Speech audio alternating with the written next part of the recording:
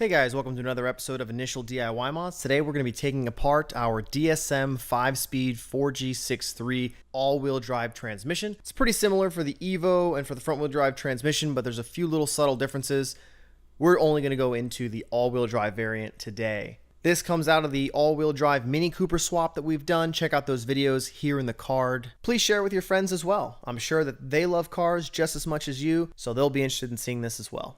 Now let's get to this transmission. First things first, we're going to take off our accessory items that we have here, our motor mounts, our reverse switch, our shifter assembly that we have to flip over the left-right signal. We're going to take out our throwout bearing and our clutch fork as well. Now obviously I didn't drain it all the way, so I'm spilling all over my workbench here. Might want to make sure you drain it fully, get it wiggled around and whatnot. We're going to go ahead and take off our end case. These aren't on there super tight, but it might be easier to use a breaker bar so you have a little bit more control. There's some pretty tight aligning pins here, so you want to make sure you locate the notches and use a very wide flathead screwdriver. That's going to help you separate it. It does take quite a bit of wiggling because those dowels are pretty tight.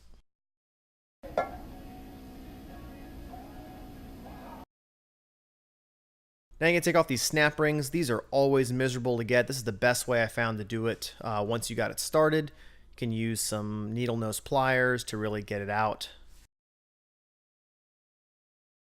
Next thing, you want to make sure you punch out these nuts. It really helps a lot to bend them outward before you try and take them off with the impact. Now we're going to use 2 copper pennies to try and hold the gears from spinning while we use the impact. This is a 36mm impact we're using. And using the needle nose to hold those pennies in between the gears, we can zip off these gears. We got to switch to the other side now because it spins the reverse direction, and use the penny to wedge in there and hold it in place.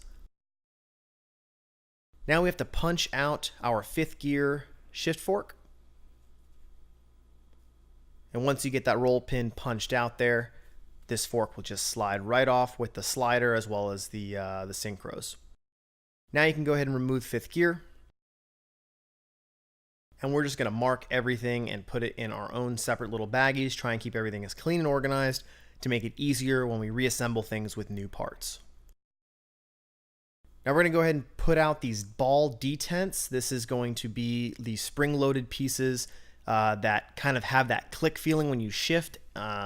Basically, as the rails move, these are the things that hold them in gear. And they have these little steel ball bearings, so you want to make sure you don't lose them. I use a little small 1/4-inch size magnet on a stick to go ahead and pull these out. And I put them in their own bag as well. Now we got to get the viscous coupler off. This is what connects the front section of your differential, center differential, and the rear section of your differential together. And now we're going to go ahead and take off our 5th output gear here. Using a gear puller helped a little bit. Now there's a lot of dust and dirt like every DSM. It's always filthy, so make sure to vacuum everything up. Try and keep your workstation as clear as possible. Get that sand and those chunks of grease off. Now we're going to go ahead and separate this, this next housing section here. I just use a socket extension and a dead blow mallet. And again, we're losing a bit more gearbox oil here, so we're going to go ahead and clean that up with some brake cleaner. Just again, to try and keep our space as clean as possible, because I'm actually kind of OCD.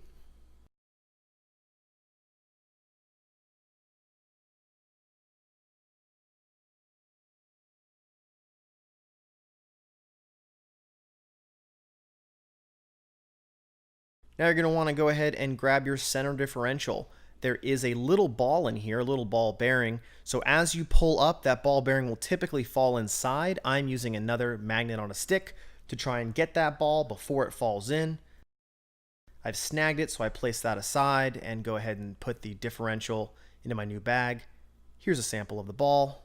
This is coming again right out of this little hole in here, and it pulls out from the inside. So you have to lift it up out of the way as you get that ball out of there.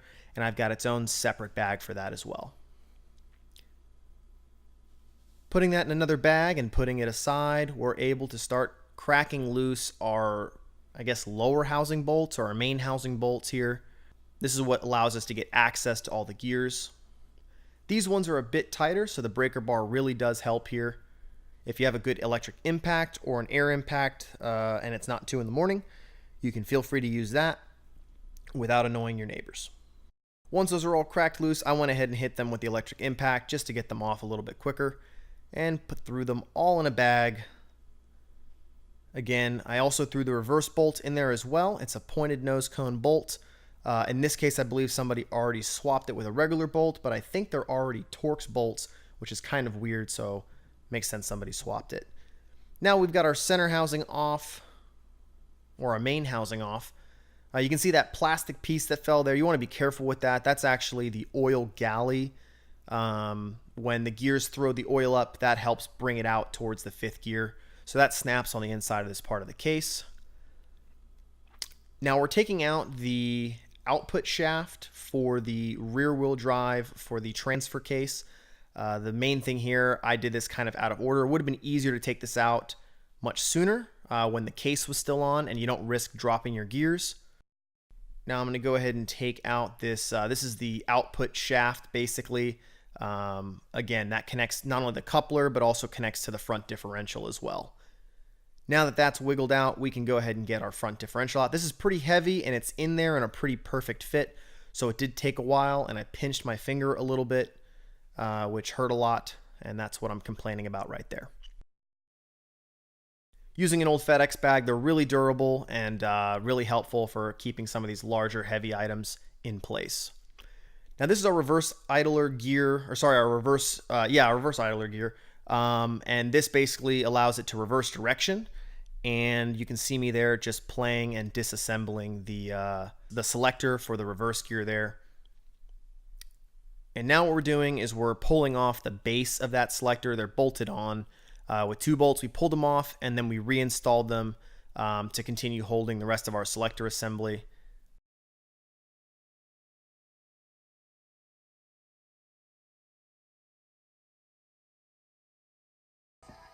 Now we're going to go ahead and use our punch again. We're going to punch out the shift forks. This is going to be our 1st and 2nd gear shift fork, and this second one up here is going to be our 3rd to 4th gear shift fork.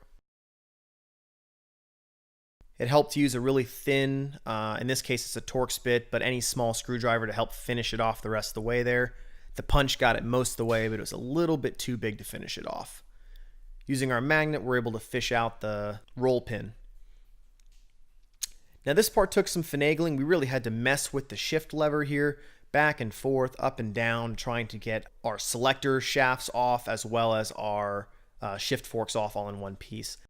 Now here was the reason mine couldn't shift very well into 1st gear. At some point the previous owner had snapped off this part of the shift fork, probably overshifted into 1st and broke it off. So my car never really shifted into 1st very well. And now we can take off our gear stack. So the first one there that we're taking off, the transfer shaft, the intermediate shaft that is in between the output and input. And then that second one that we're taking off, that is the input shaft that is coming from the clutch and from the flywheel pressure plate and from the engine. Now that is how we disassemble this all-wheel drive DSM transmission from our 4G63 Mitsubishi Eclipse that of course has been swapped into our Mini Cooper. Now if you like this video, give it a like, give it a comment, give it a subscribe if you can.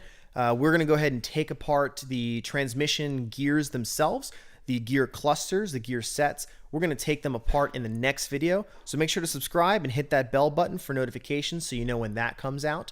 That's going to be pretty cool. Also, go ahead and check out our Instagram, Initial DIY Mods, over there. We also have our website, Initial DIY Mods, which has a nice little shop if you want to support the channel.